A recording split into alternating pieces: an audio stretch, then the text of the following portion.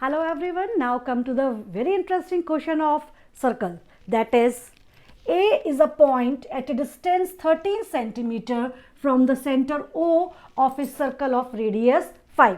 आपके पास एक point A है जो सेंटर O से 13 सेंटीमीटर की डिस्टेंस पर है और इस सर्कल का रेडियस है 5. आगे क्या कहा गया है? AP and AQ are the tangents to the circle at P and Q. AP and AQ are tangents. If a tangent BC is drawn at a point R lying on the minor arc PQ to intersect AP at B and AQ at C, find the perimeter of triangle ABC.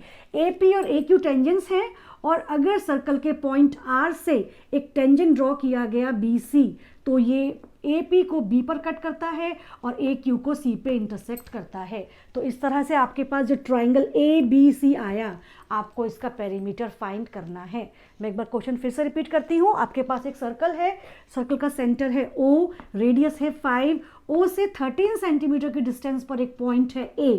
It is a external point. इस point से tangents draw की गई AP and AQ और circle के point R से एक और tangent draw किया गया. इस टेंजेंट ने AP को B पे इंटरसेक्ट किया, AQ को C पे इंटरसेक्ट किया और इस तरह से जो ट्राइंगल बना ABC, आपको इसका पेरीमीटर फाइंड करना है. बहुत ही इंटरेस्टिंग क्वेश्चन है और केवल दो ही कॉन्सेप्ट्स का यूज़ है. फर्स्ट कि tangents from the external points are equal and secondly the radius and tangents make the 90 degree angle. आप इन दोनों कॉन्सेप्ट्स की हेल्प से इस क्वेश्चन को बहुत इजीली कर सकते हैं. Now come to the perimeter. What is the meaning of perimeter? Perimeter means you have to find all the values of triangle. Perimeter means sum of all the sides of a given figure. It is triangle. So we have to find the value of AB, BC and CA. So what should we do? हम क्या करें कि हमारे पास इस triangle का perimeter आ जाए? So let's start with the concept that radius and tangent make the 90 degree angle. So students, जब radius और tangent ने 90 degree का angle बनाया तो triangle OPA एक राइट एंगल ट्राइंगल बन गया. और इस राइट एंगल ट्राइंगल में हमारे पास दो साइड्स गिवन है 5 एंड 13, हाइपोटेन्यूज और परपेंडिकुलर गिवन है. तो इजीली आप AP की वैल्यू फाइंड कर सकते हैं. चलिए करते हैं इसे. So solution in triangle APO by Pythagoras theorem. By Pythagoras theorem, OA square is equals to OP square plus AP square. OA की वैल्यू 13 है, so it will be 13 square is equals to 5 square plus AP square. There implies AP square is equals to 169 minus 25 and AP square is equals to 144 and AP is equals to 12 centimetre. तो आपके पास उस tangent की length आ चुकी है AP that is 12 centimetre. और students, अगर AP की length 12 आई है then what should be the length of AQ? Obviously AQ will also be 12 centimeter because tangents from the external points are of equal length. So there implies AQ is equals to 12 centimeter. Why? Because tangents from external point are equal. External points जो tangents draw की जाती हैं वो equal length की होती हैं. Now come to the next step. It is a step one कि आपने क्या किया, आपने पाइथागोरस थ्योरम का यूज़ करके आपने टेंजेंट AP की वैल्यू फाइंड कर ली. नाउ हमें क्या फाइंड करना है? Perimeter of triangle ABC, that is AB plus BC plus CA.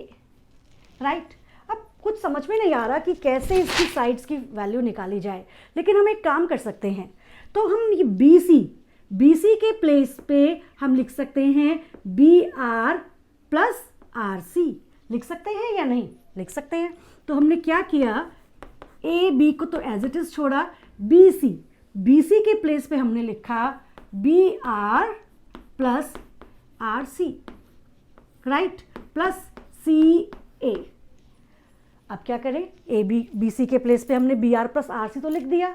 अभी और एक चेंजेस कर सकते हैं। किस में चेंज कर सकते हैं? BR में। BR में क्या चेंज कर सकते हैं students? BR is a tangent. तो क्या BR टेंजेंट है? तो क्या B एक्सटर्नल पॉइंट नहीं है? क्या BP एक टेंजेंट नहीं है? BP is also a tangent from the external point B, right? So BR किसके इक्वल होगा? BP के इक्वल होगा। तो क्या हम इस BR को चेंज नहीं कर सकते? हम इस BR के प्लेस पे BP नहीं लिख सकते? लिख सकते हैं। सो राइट, AB प्लस BR के प्लेस पे हम क्या लिख सकते हैं? BP प्लस, ऐसे ही RC, CR is a tangent and CQ is also a tangent from the external point C। तो हम CR को रिप्लेस कर सकते हैं, CR को हम रिप्लेस कर सकते हैं CQ से, प्लस CA। आप ब्रैकेट में लिख दीजिए, because BR is equals to BP and CR is equals to CQ। Reason, tangents from external points, because tangents from external points are equal। Now अब क्वेश्चन आपका बहुत पास आ गया है सॉल्यूशन के। AP प्लस BP को मैंने ब्रैकेट में enclose कर दिया। क्यों किया? क्योंकि AP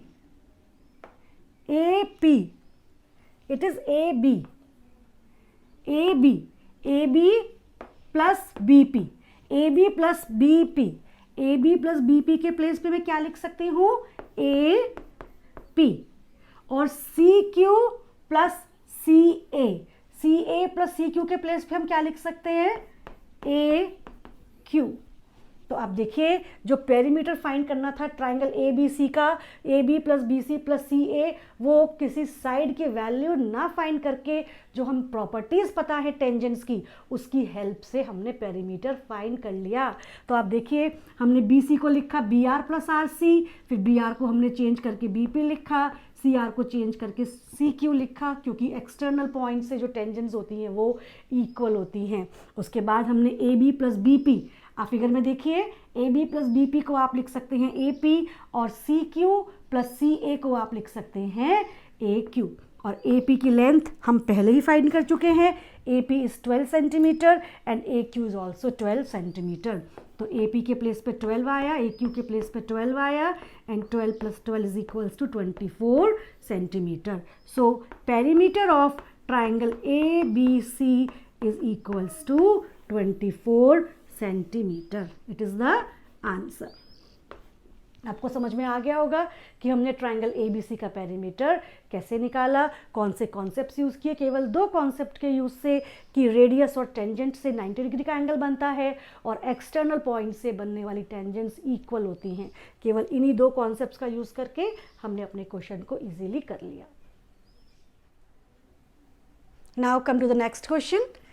in an isosceles triangle ABC in which AB is equals to AC is equals to 6 centimetre. एक isosceles triangle given है जिसमें हमारे पास AB and AC are 6 centimetre, is inscribed in a circle of radius 9 centimetre. इस triangle को एक circle में inscribe किया गया है जिसका रेडियस है 9 centimetre, and you have to find the area of triangle. You have to find the area of triangle ABC। Previous question में आपको पेरीमीटर फाइंड करना था ट्राइंगल ABC का, इस क्वेश्चन में आपको एरिया फाइंड करना है ट्राइंगल ABC का। ट्राइंगल का एरिया फाइंड करने का क्या फॉर्मूला होता है? That is half into base into height. Area of triangle is equals to half into base into height. Here base is BC and height is AM. और students हमारे पास ना तो बेस की वैल्यू है और ना ही हमारे पास हाइट की वैल्यू दे रखी है, तो हमें अपने जो टारगेट है हमारा वो क्या है कि हमें कुछ ऐसा करना है कि हमारे पास बेस और हाइट दोनों की वैल्यूज़ आ जाए, राइट। तो चलिए स्टार्ट करते हैं। सबसे पहले हम देखते हैं कि ये जो ए बी ओ सी ये एक क्वाड्रिलेटरल है। Of closed, four sided closed figures are quadrilateral, लेकिन ये कौन सा क्वाड्रिलेटरल है? जैसे आप जानते हैं अगर चारों साइड्स इक्वल हैं then it will be square, opposite sides equal होती है क्वाड्रिलेटरल की then it will be a rectangle. हाँ, तो अब आप इसमें बताइए, सोचिए बस देखकर कि ये कौन सा क्वाड्रिलेटरल है। ये कैसा क्वाड्रिलेटरल है जिसकी adjacent sides A B is equals to A C, A B is 6 and AC is 6, OB is 9 and OC is 9। तो कुछ याद आ रहा है आपको? जिस क्वाड्रिलेटरल की एडजेसेंट साइड्स इक्वल होती हैं that will be a special type of quadrilateral that is kite. तो ये कौन सा क्वाड्रिलेटरल है? That is kite. और काइट जो क्वाड्रिलेटरल होता है उसकी क्या प्रॉपर्टीज़ होती हैं? आप जो भी क्वाड्रिलेटरल यूज़ कर रहे हैं उससे रिलेटेड प्रॉपर्टीज़ यूज़ करेंगे। अब ये काइट है तो काइट के जो प्रॉपर्टीज़ क्या होती हैं? इसकी प्रॉपर्टीज़ होती है बच्चों कि जो काइट के डायगोनल्स होते हैं वो 90 डिग्री पे इंटरसेक्ट करते हैं। सो इट इज़ 90, तो दिस एंगल्स आर 90 डिग्री। और उसके अलावा काइट की क्या प्रॉपर्टी होती है? ये देखिए मैं यहाँ पे काइट बनाती हूँ एक, this is the kite, right, A B C D O. तो काइट के डायगोनल्स तो मैंने आपको क्या बताया है अभी, 90 डिग्री पे इंटरसेक्ट करते हैं। और काइट का जो हॉरिजॉन्टल वाला डायगोनल होता है बच्चों वो क्या करता है? बाइसेक्ट। ये जो वर्टिकल वाला डायगोनल हॉरिजॉन्टल वाले डायगोनल को बाइसेक्ट करता है। That means O B is equals to O D. समझ में आया आपको? जो वर्टिकल वाला डायगोनल होता है वो हॉरिजॉन्टल वाले डायगोनल को क्या कर देता है? बाइसेक्ट कर देता है। तो बिल्कुल सेम इसी तरह से ये जो ए ओ डायगोनल है इसने बी सी डायगोनल को क्या कर दिया? Bisect. That means B M is equals to C M. B M किसके इक्वल हो गया? सी एम के। तो इन सब प्रॉपर्टीज़ का यूज़ अगर हम करेंगे तो हमारा क्वेश्चन बहुत इजी हो जाएगा। ठीक है, चलिए अब स्टार्ट करते हैं। ए बी सी का एरिया फाइंड करना था जिसमें मैंने आपको बताया कि क्वाड्रिलेटरल ए बी ओ सी एक काइट है और काइट की प्रॉपर्टीज़ होती हैं कि डायगोनल्स 90 डिग्री पे इंटरसेक्ट करते हैं और जो वर्टिकल डायगोनल है वो हॉरिजॉन्टल डायगोनल को बाइसेक्ट करता है। That means B M is equals to C M. तो मतलब हमारे पास बी एम आया, हमें बी सी फाइंड करना है ना, तो बी सी बी एम का ही एक पार्ट है। अगर हमारे पास बी एम की वैल्यू आ जाएगी तो हम इजीली बी सी की वैल्यू फाइंड कर लेंगे, क्योंकि बी एम क्या है? बी एम हाफ है, बी एम हाफ है और सी एम भी उसके इक्वल ही होगा। और अगर बी एम की वैल्यू आ जाएगी तो उसका ट्वाइस करके हम बी सी की वैल्यू भी फाइंड कर सकते हैं। अब देखिए आपके पास ए बी की वैल्यू कितनी है? 6, ओ बी की वैल्यू कितनी है? 9 और ओ ए क्या है? O A is also a radius. O A radius नहीं है हमारे पास? यस, सर्कल सेंटर से सर्कमफेरेंस को टच करने वाली लाइन। तो इट विल, इसकी वैल्यू भी कितनी हो गई? 9 सेंटीमीटर। तो ए ओ बी एक ऐसा ट्राइंगल हो गया जिसकी तीनों साइड्स की वैल्यू हमको पता है। और आपको याद होगा हीरोन्स फार्मूला जो हमने क्लास 9th में पढ़ा था, उसकी हेल्प से आप इस ट्राइंगल ए बी ओ का एरिया फाइंड कर सकते हैं। चलिए करते हैं, इसका एरिया फाइंड करते हैं। Solution, in triangle A O B in triangle AOB by Heron's formula. Heron's formula क्या कहता है कि area of triangle is equals to under root s minus a, s minus b and s minus c, where s is equals to semi-perimeter and a, b, c are sides of triangle. S क्या होता है? Semi perimeter, और ए B सी क्या होती हैं? Triangles की side. तो हम सेमी पेरीमीटर फाइंड करते हैं सबसे पहले. S is equals to A plus B plus C over 2, क्योंकि सेमी पेरीमीटर है इसीलिए 2 से डिवाइड कर दिया गया. ए की वैल्यू क्या थी? 9, B is 9 and C is 6. It will be 9, 9, 18, 24 over 2 is 12. So it will be 12 centimetre. तो आपके पास S की वैल्यू आ चुकी है 12 centimetre. Now come to the area. Area of triangle will be under root S. S is 12 bracket S minus A, S minus B and S minus C. So it will be under root 12 into 3 into 3 into 6. So students, आप 12 के place पे क्या लिख सकते हैं? आप 12 के place पे लिख सकते हैं 2 इंटू 6 इंटू 3 इंटू 3 इंटू 6. तो आप देखिए 3 का डबलेट बन गया है आपके पास और 6 का भी बन गया है. तो 3 का पेयर बन गया तो 3 अंडर रूट से बाहर आ गया. 6 का पेयर बन गया, 6 अंडर रूट से बाहर आ गया और अंडर रूट में रह गया केवल 2. So it will be 18 under root 2 centimetre square. तो ट्राइंगल का एरिया आ चुका है हमारे पास 18 under root 2 centimetre square. Now अब आप कहेंगे मैम ट्राइंगल का एरिया क्यों निकाला? निकालनी तो हमको क्या थी? BM साइड, क्योंकि BM से ही BC आने वाला है. तो बच्चों इस ट्राइंगल के एरिया की हेल्प से ही BM साइड आने वाली है. Now in triangle AOB, now in triangle AOB taking OA as base. अब आपके पास किसी भी ट्राइंगल का एरिया फाइंड करने के दो फॉर्मूले हो गए, एक तो हीरोन्स और दूसरा half into base into height. तो क्या हम इस ट्राइंगल में एरिया ऑफ ट्राइंगल AOB में आप क्या यूज कर सकते हो? Half into base into height, right. अब एरिया आप ऑलरेडी फाइंड कर चुके हैं. Area is 18 under root 2. तो एरिया के प्लेस पे हमने क्या सब्स्टिट्यूट कर दिया? 18 अंडर रूट 2. हाफ बेस की वैल्यू हमको OA इज 9 और हाइट क्या है? BM. हाइट तो हमको फाइंड करनी ही है.